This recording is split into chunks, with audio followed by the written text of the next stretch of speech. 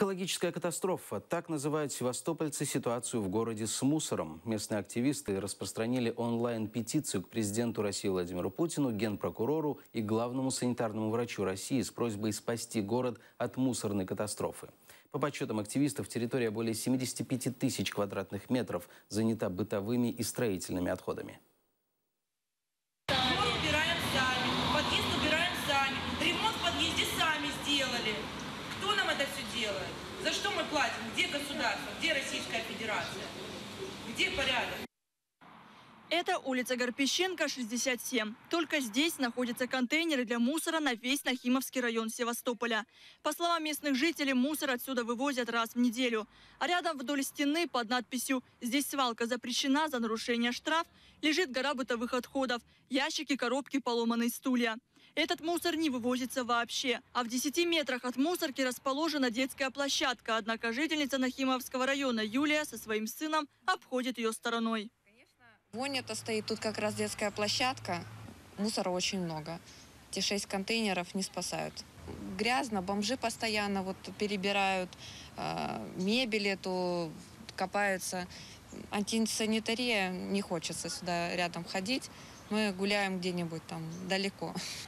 Никита со своими одноклассниками тоже гуляет здесь редко. Говорит, невозможно кататься на качелях, вдыхая при этом ужасный запах гнили, который в жару чувствуется отчетливее. Здесь почти что никогда не убирается. Хотела, чтобы тут было чище гораздо, красивее, потому что тут детская площадка, построили все нормально. Бутылки от алкогольных напитков, окурки, объедки еды, которые частенько появляются во дворах, жители вынуждены убирать сами. И вот этот срач мы уже устали убирать. Вот я вам серьезно говорю. У нас нет дворника, но платим мы счета по 410 рублей в месяц за рэп. За что? За то, что я здесь мету сама. Весь этот мусор, хлам, все остается здесь. Поэтому нам такое удовольствие не надо. Здесь лежачие больные есть. А по улице Костромская, находящейся в этом же районе, прямо за забором детского сада находится свалка, которая тоже никем не убирается. Многочисленные жалобы, обращения жителей в администрацию города, ЖКХ решить проблему с мусором не дают результатов. Только за этот год были поданы жалобы более чем на 400 несанкционированных свалок мусора. По данным общественников, убрано оказалось не более 100 из них.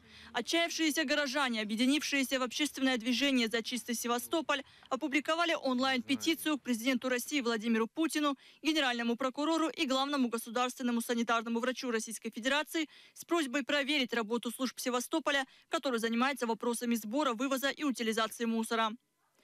Эльмира Богурчалова, Нариман Меджитов, Заман, АТР.